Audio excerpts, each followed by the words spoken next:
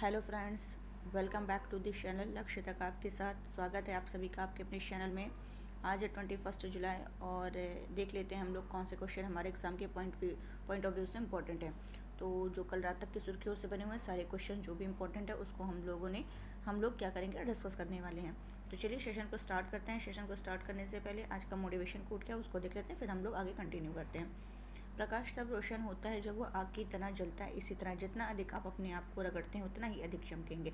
बहुत ही सही लाइन लिखा है कि प्रकाश तभी प्रकाशित होता है, तभी रोशनी देता है जब वो आग की तरह जलता है। इसी तरह आप भी इतना स्ट्रगल कर लीजिए, इतना मेहनत करिए ताकि आप क्या हो, एक दिन जा कर के लोग इतना चमकिए कि लोग जो कहते थे कि आप नहीं कर सकते हैं वो भी आकर के बोले नहीं, मैं कहता था कि आप ही ऐसा करोगे। तो इस तरीके से लोगों की चेंज हो जाती है ना, लोगों की थिंकिंग चेंज हो जाती है जब आप सफल हो जाते हो। तो इसी तरीके आप भी क्या है, किसी कौन क्या बोलता है, नेगेटिव क्या सुनाता है, डजेंट मैटर। बस आपको ध्यान रखना है कि आपका लक्ष्य ही सबसे बड़ा है, आपका लक्ष्य ही, उसके आगे और कुछ भी नहीं है। लक्ष्य के लिए आप कितना भी कुछ कर डालिए, लक्ष्य जिद कहते हैं ना कि जिद्दी किसके लिए बनना है, लक्ष्य के लिए बनना है, सबके लिए नहीं बनना है, बल्कि लक्ष्य के लिए जिद्दी बनना है। तो इसीलिए जुनून के साथ स्ट्रगल करते रहिए, एक दिन आप जरूर चमकेंगे। तो चलिए सेशन को स्टार्ट करते हैं और देखते हैं आज का पहला क्वेश्चन क्या है। फर्स्ट क्वेश्चन आपका क्या कह रहा है। हाल ही में केंद्रीय अप्रत्यक्ष कर और सीमा शुल्क ने खाद्य वस्तुओं के बिना ब्रांड वाले पहले से पैक किए गए खाद्य पदार्थों पर कितने परसेंट जीएसटी लगाने की घोषणा की है। फिर से पढ़ते हैं। हाल ही में केंद्रीय अप्रत्यक्ष कर और सीमा शुल्क ने खाद्य वस्तुओं के बिना ब्रांड वाले पहले से पैक किए गए खाद्य पदार्थों पर कितने परसेंट जीएसटी लगाने की घोषणा की गई है। तो कितने परसेंट की, 0.5% की, मतलब 5% जीएसटी लगाने की घोषणा की गई है। तो ये जो केंद्रीय प्रत्यक्ष कर और सीमा शुल्क बोर्ड है इसने क्या किया है, जो पहले से पैक किए गए खाद्य पदार्थ है उसमें 5% जीएसटी लगाने की घोषणा की है। और इससे पहले केवल ब्रांडेड सामान पर ही जीएसटी लगाया जाता था। इससे पहले कौन से सामान पर, केवल जो ब्रांडेड सामान थे उन्हीं पर ही जीएसटी लगाया जाता था। यदि कोई खुदरा कारोबारी है या डिस्ट्रीब्यूटर है, वितरक है, तो वहाँ वो क्या करता है, वहाँ से 25 किलोग्राम क्या करेगा, पैक सामान ला करके उसे खुले में अगर बेचता है तो इस पर जीएसटी नहीं लगेगा। वो क्या करेगा, पैक्ड सामान लेकर के आए और फिर उसको खुले में बेचे तो इस पर जीएसटी नहीं लगेगा। ये आपको ध्यान रखना है। जीएसटी से संबंधित और भी फैक्ट हम लोग देख लेते हैं जो कि हमारे एग्ज़ाम के पॉइंट ऑफ व्यू से बहुत ही इंपॉर्टेंट है। जैसे कि भारत में जीएसटी लागू करने का सुझाव किसने किया था,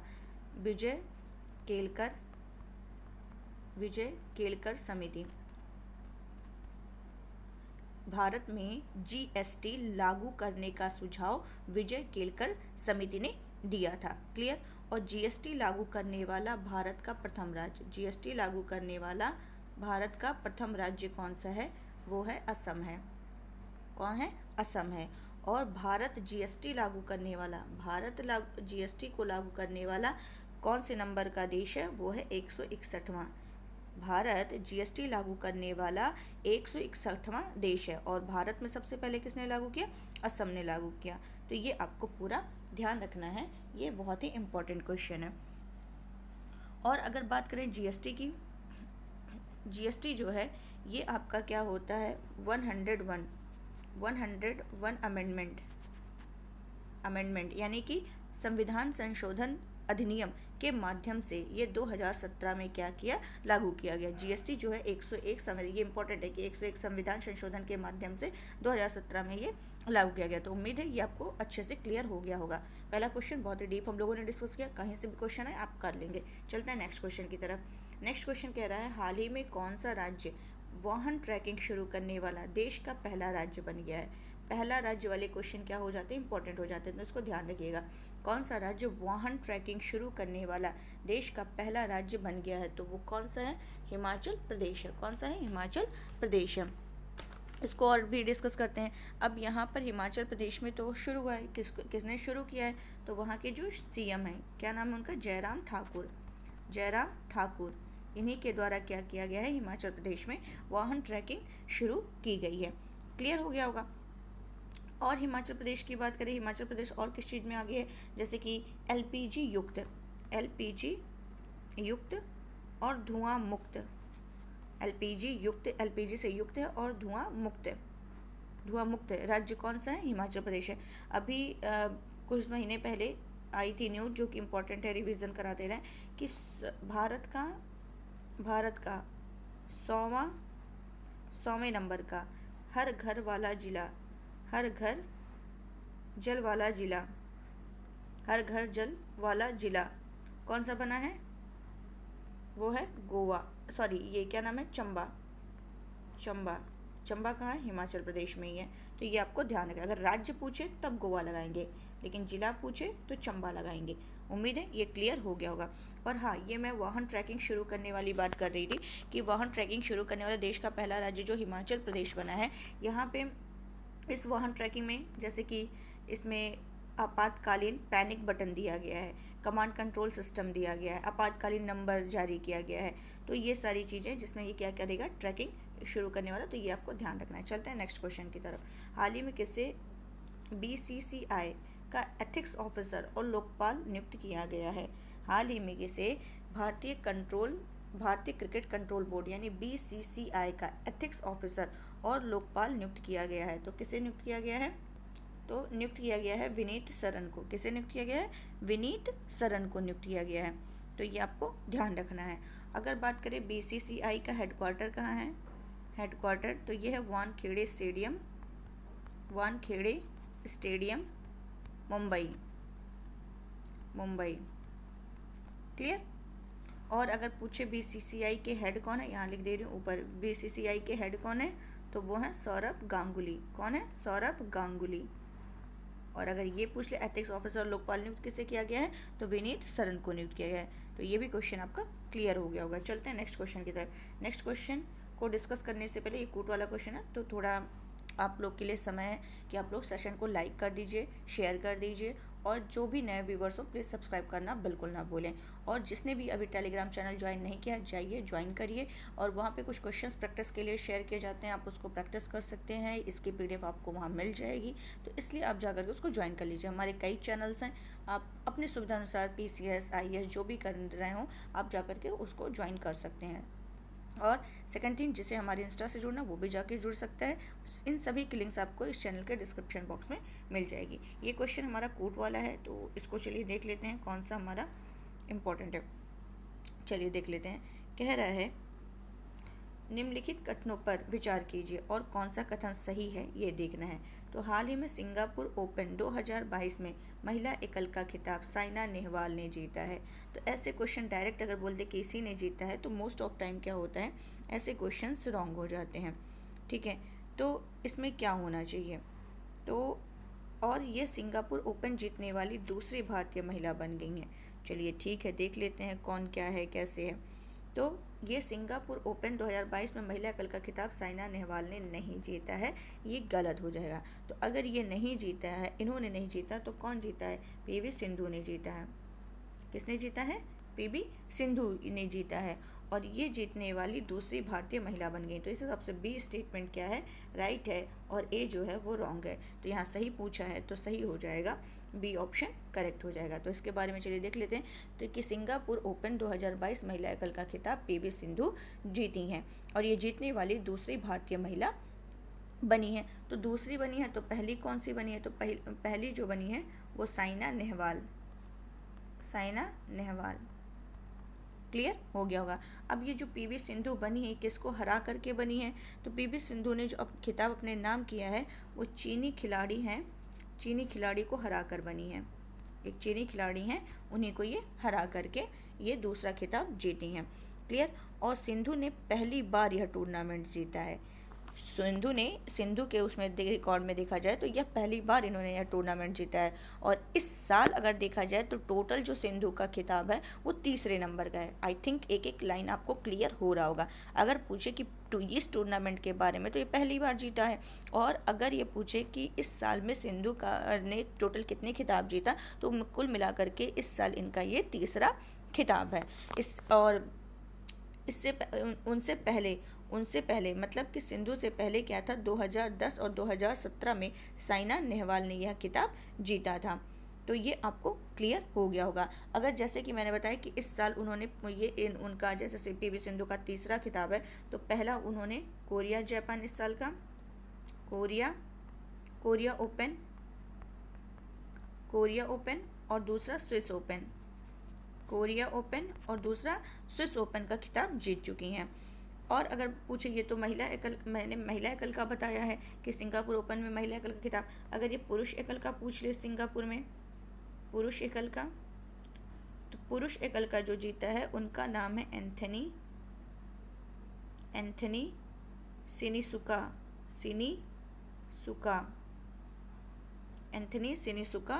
गिंटिंग। नाम थोड़ा टफ है तो बस थोड़ा सा ही इसको रख सकते हैं, एंथनी सिनिसुका। इन्होंने क्या किया है, पुरुष एकल का खिताब जीता है। और ये जो है, ये इंडोनेशिया के जो गिंटिंग है, इन्होंने क्या किसको हरा करके, जापानी खिलाड़ी हैं, जापानी खिलाड़ी जिसका नाम है, इन्होंने जिसको हराया है, ये जापान के खिलाड़ी हैं, जापानी खिलाड़ी हैं। क्या नाम है उनका, थोड़ा टफ नाम है, नारोका, इनको नारोका कोडई, इनको हरा करके ये जीते हैं। तो आई थिंक ये आपको क्लियर हो गया होगा। चलते हैं नेक्स्ट क्वेश्चन की तरफ। नेक्स्ट क्वेश्चन हमारा क्या कह रहा है, 29 अगस्त 2022 को किस राज्य द्वारा मुख्यमंत्री उदीयमान खिलाड़ी उन्नयन योजना का शुभारंभ किया गया है? तो किसके द्वारा किया गया गाइस, उत्तराखंड के द्वारा ये किया। उत्तराखंड 29 अगस्त, अब 29 अगस्त लिखा तो यहाँ से कुछ आपको याद आ रहा होगा, जो अभी इसको डिस्कस करते हैं। पहले देख लेते हैं इसके बारे में, ये है क्या। तो उत्तराखंड में ये शुरू किया गया, तो किसके द्वारा शुरू किया गया, तो वहाँ के जो सीएम हैं, कौन है, पुष्कर धामी जो सीएम है वहाँ के, उनके द्वारा ये स्टार्ट किया गया है। तो इसमें है क्या, तो इसमें जो है कि मुख्यमंत्री उदीयमान, अब खिलाड़ी लिखा है तो ऑब्वियस सी बात है कि प्लेयर से संबंधित ही होगा।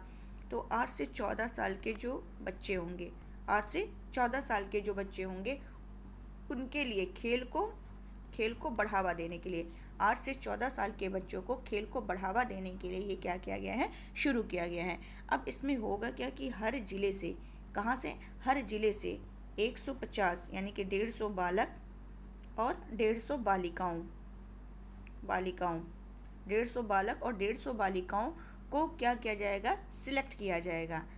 क्लियर। और उन्हें क्या किया जाएगा, उन्हें छात्रवृत्ति दिया जाएगा। कितना दिया जाएगा छात्रवृत्ति, 1500 महीना दिया जाएगा, छात्रवृत्ति 1500 महीना दिया जाएगा। और ये जो 1500 महीना दिया जाएगा, ये कब दिया जाएगा, 29 अगस्त को दिया जाएगा। कब दिया जाएगा, 29 अगस्त को दिया जाएगा। क्यों 29 अगस्त को दिया जाएगा, क्योंकि 29 अगस्त को क्या है, राष्ट्रीय खेल दिवस है, राष्ट्रीय खेल दिवस है। तो ये सारा आपको अच्छे से क्लियर हो गया होगा। और ये जब उत्तराखंड आ ही गया तो एक क्वेश्चन लगे हाथ आपको रिवीजन करा दूं कि प्री प्राइमरी लेवल पर जो नेशनल एजुकेशन पॉलिसी है वो लागू करने वाला पहला राज्य कौन सा बन गया है, तो उत्तराखंड बन गया है। ये आपका रिवीजन मैंने फिर से एक बार करा दिया, तो ऐसे क्वेश्चंस कभी गलत मत करिएगा। चलते हैं नेक्स्ट क्वेश्चन। हाल ही में भूपेंद्र सिंह का निधन हो गया है, ठीक है, इनका निधन हो गया। तो ये किस क्षेत्र से संबंधित थे, तो चलिए देख लेते हैं किस उससे संबंधित है। तो ये क्या थे, पार्श्व गायक थे। भूपेंद्र सिंह, इंपॉर्टेंट क्वेश्चन है, ध्यान रखिएगा, ऐसे क्वेश्चन पूछ लिए जाते हैं एग्जाम में। भूपेंद्र सिंह जो तो पार्श्व गायक थे, इनका अभी हाल ही में मुंबई में क्या हुआ है, मुंबई में निधन हो गया है, मुंबई में निधन हो गया है। ये कितने साल के थे, 82 साल के थे। तो 82 साल के जो भूपेंद्र सिंह थे, इन्होंने इनके अगर करियर की बात की जाए तो इन्होंने अपना करियर जो शुरू किया था वो किससे शुरू किया था, आकाशवाणी से शुरू किया था। और वे दिल्ली दूरदर्शन में भी काम किए। ये हो गया, आपको क्लियर हो गया होगा। इन्होंने अगर देखा जाए तो जो मतलब जो मूवी मौसम है, सत्ते पे सत्ता है, दूरियां, हकीकत, कई फिल्मों में इन्होंने क्या किया, अपना योगदान दिया। ठीक है, तो ये आपको क्लियर हो गया होगा। चलते हैं अपने नेक्स्ट, और क्या कहते हैं, और हाँ, और एक क्या है, ये मौसम, सत्ते पर आहिस्ता आहिस्ता, दूरियां, ये सारे इनके जो है मूवी हैं, जहाँ पे और भी कई सारी मूवीज़ हैं जिन्हें इनके सुरीले गीतों के लिए इनको क्या किया जाता है, याद किया जाता है। चलते हैं नेक्स्ट क्वेश्चन की तरफ। बस आपको ये ध्यान रखना है कि ये किससे संबंधित है, पार्श्व गायक से संबंधित है, और बाकी कुछ पूछता नहीं है। चलिए नेक्स्ट क्वेश्चन है, ग्रीष्मकालीन ओलंपिक 2028 कहाँ आयोजित किया जाएगा। तो ये कहाँ आयोजित, देखिए अभी तो ग्रीष्मकालीन ये ओलंपिक 2028, अभी हमें पता होना चाहिए तो 2024, तो हम लोग सब देख लेते हैं। और 2028, तो 2028 जो है लॉस एंजल्स अमेरिका में आयोजित किया जाएगा। लेकिन अभी तो 2024 में होने वाला है, तो पहले तो 2024 होगा, तब तो 2028 होगा, बिल्कुल। तो 2024 में जो होगा वो कहाँ होगा, पेरिस में होगा। और जो पेरिस में होगा किस नंबर का होगा, 33वें नंबर का होगा।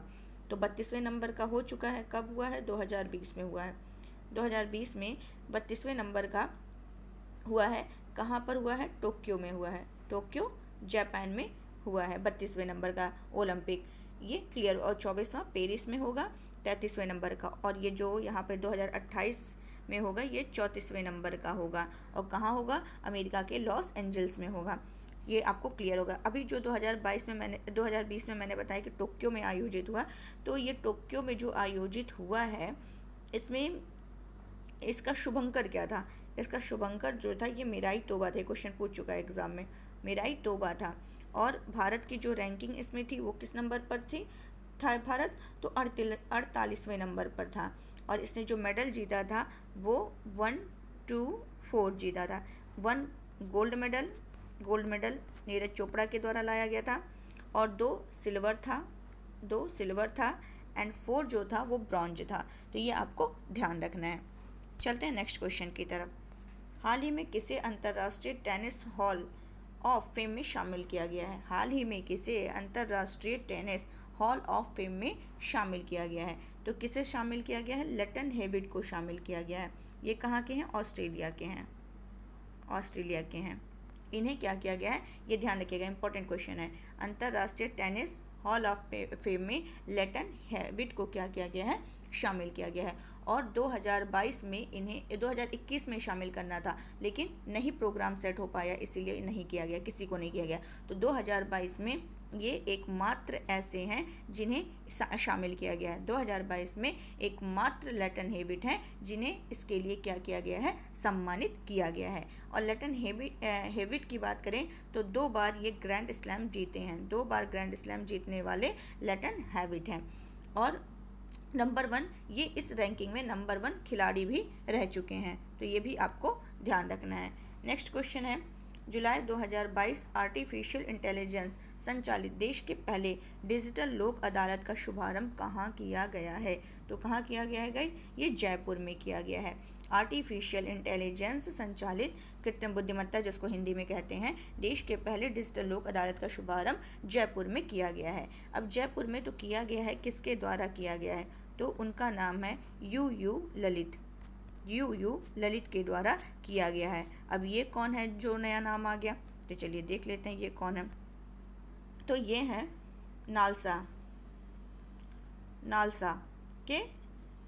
नालसा के कार्यवाहक प्रमुख हैं, ये नालसा के कार्यवाहक प्रमुख हैं। तो नालसा, अब ये नया वर्ड आ गया, नालसा क्या है, तो इसकी पहले देख लेते हैं, national legal service authority, clear. Hindi में कहें तो नेशनल का हो जाएगा राष्ट्रीय, लीगल का हो जाएगा विधिक, सर्विस का हो जाएगा सेवा, अथॉरिटी का हो जाएगा प्राधिकरण, यानी कि राष्ट्रीय विधिक सेवा प्राधिकरण, नेशनल लीगल सर्विस अथॉरिटी। ये आपको ध्यान रखना है। तो इसी के हेड हैं यू ललित, इन्हीं के द्वारा क्या किया गया है, ये स्टार्ट किया गया है। तो ये जो नालसा अभी मैंने बताया, नालसा ये आर्टिकल, भारतीय संविधान के आर्टिकल 39A के अंदर, 39A के अंदर है, 39A के अंदर।